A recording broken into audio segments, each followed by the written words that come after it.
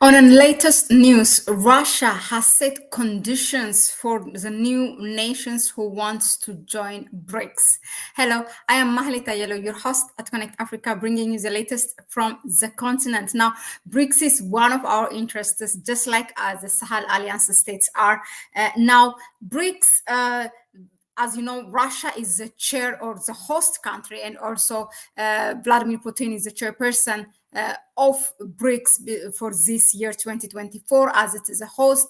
And it will be, the 16th summit will be held in Russia in October 2024. But the foreign ministers already have met in ahead in the beginning of this month. Now, Russia has come about, setting a condition to a condition for the new joiners or those who are aspiring to join Brics. Now, what this press release was given by the Deputy Foreign Minister, Sergei Rabikov, and I'm going to share a video with you so that we can watch it together, and then, I will read it from there.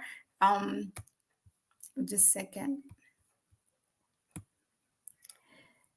So now, as you can see, Russia sets a condition, and the thing is, the condition is that you have to, the countries should not be, part of any sanctions against the Brics members. That's how it is. So this will prevent ultimately Russia, which is sanctioned by the West, and also it will protect the Brics members as well. For them, to work safely, so that they will not take part in the illegal unilateral sanctions. That's how they called it. Then Russia's comment comes as several countries have expressed their desire to join Brics. By now, 50 countries have expressed their interest. Now, some of them example, it gives you Bolivia, Cameroon, Cuba, Syria, Zimbabwe. It's just one country per continent it picked.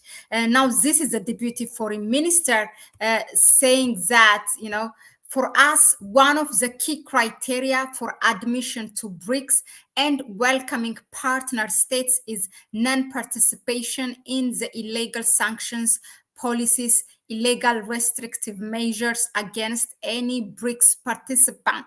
First of all, of course, against Russia. Yeah, that's what the Deputy Foreign Minister said.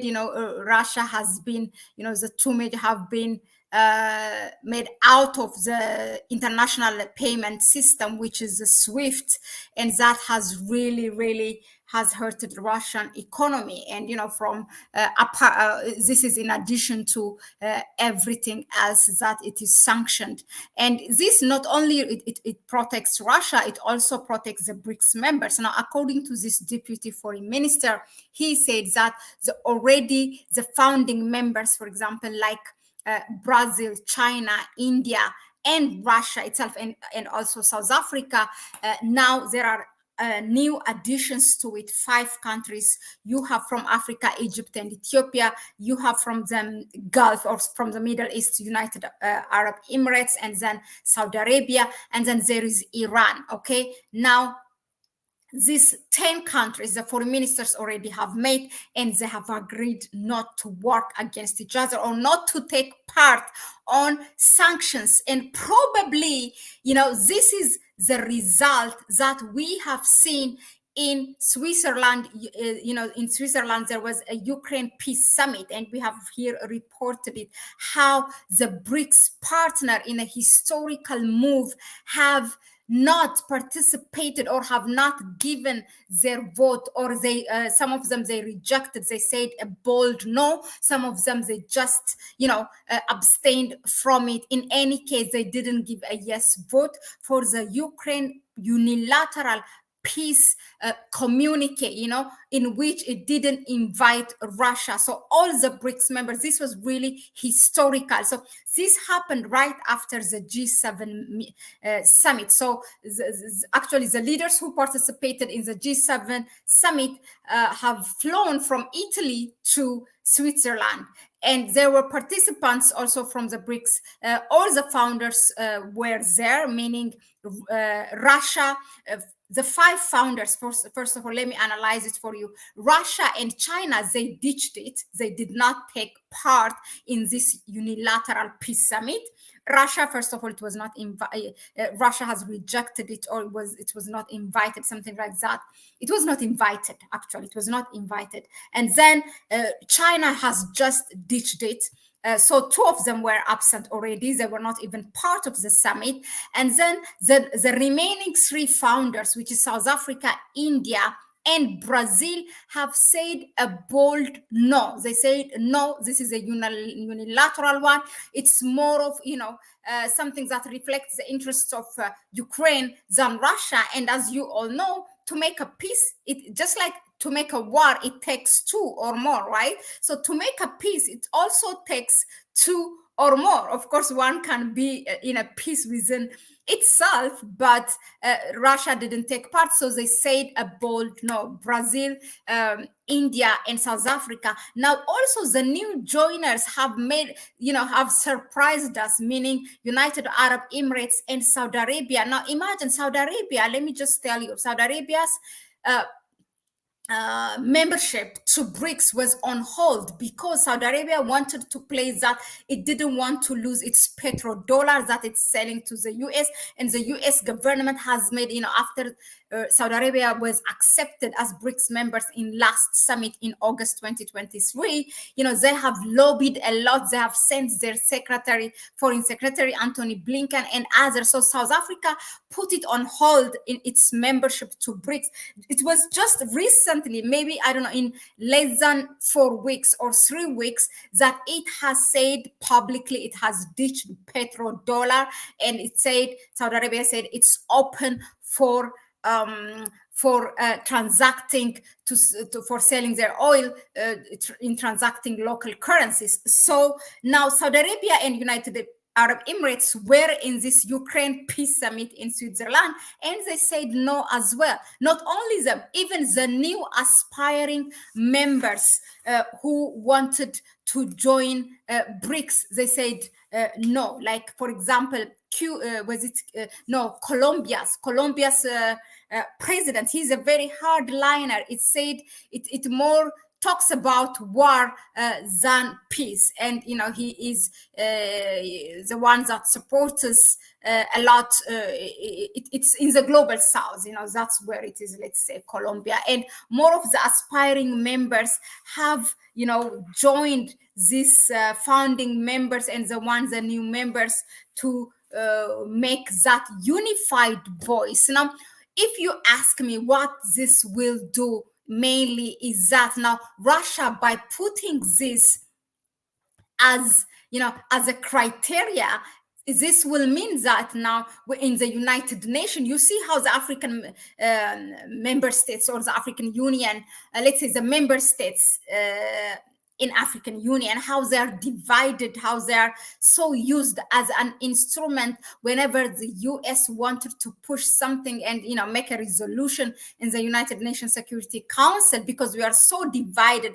Now Brics, by putting this condition, so that means that there is none of these members, Brics members, are allowed to vote anything, whether it's against Russia. It could be tomorrow Ethiopia even, it's so many times that the Grand Ethiopian Renaissance Dam was taken because of Egypt to the United Nations Security Council. Also, it's a development project. So all these, they will be protected, and they cannot vote a yes, or if there is something that will harm one of these Brics members. And what came to my mind is also, Ethiopia and Egypt have this rift because of the Grand Ethiopian Renaissance Dam, and Egypt has taken us, I say us because I'm from Ethiopia, to the United Nations Security Council, accusing us from left and right, because they have people and they are a good partner with the West.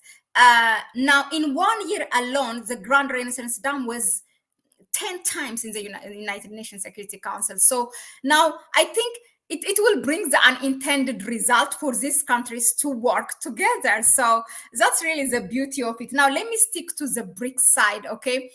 So this will, the Ukraine Peace Summit, that they are unified, that we have observed a unified voice of BRICS in a historical move, then that could be now, everything gets clarity, a result of after this the foreign ministers met in the very beginning of June. So because of that, that's why maybe they shown us a unified voice, because I was so shocked to see, although it should be something expected, but it really moved me and shocked me to see, wow, every one of them, even the new ones who wants to join.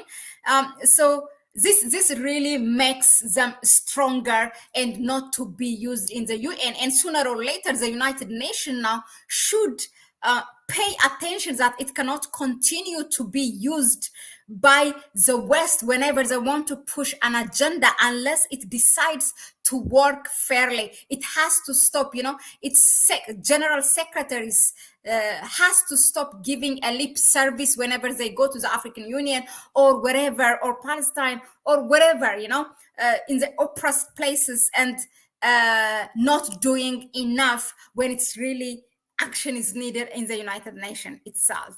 Thank you very much for tuning in. That was it for now with regards to BRICS. That's a breaking news. And I will see you on the next one. Thanks again. I always like to interact with my people here. Hi, Marlene Dallas, greeting to you. Ho, hi, Alicia McQueen, hello family. Yeah, good, thank you for being here. Please share the video with others. We cannot keep knowledge and information just to ourselves. And if you find it really relevant, and if you find it that it has informed you, then please give it a like and give it thumbs up. And if you haven't done that, subscribing, then go ahead and subscribe to the channel. If you want to help us further, you can donate to our PayPal account. Thank you very much for all of you who have donated. That means a lot to us. It helps us to be here more often. So that was it, but we will see you on the next one. Thanks again. We have more on South Africa and others. Please keep tuned and hit that notification bell so that you can be tuned. Hello, Dojuma Boutiques. This is our family here. Agro Valley Farm. Yeah. Who and who unite for United Nations? Yes, they need to do it because the West will send in their puppets to undermine BRICS. I really hope that if BRICS is serious about this, and it already has, demonstrated it in the Ukraine Peace Summit. I don't know how many of you have seen. Maybe I will pin it in the comment section. It's really, really interesting how they voted. They said no in a unified voice for that unilateral peace communique proposed by Zelensky of Ukraine, because Russia was not on the table. And ciao. I'll see you in the next one.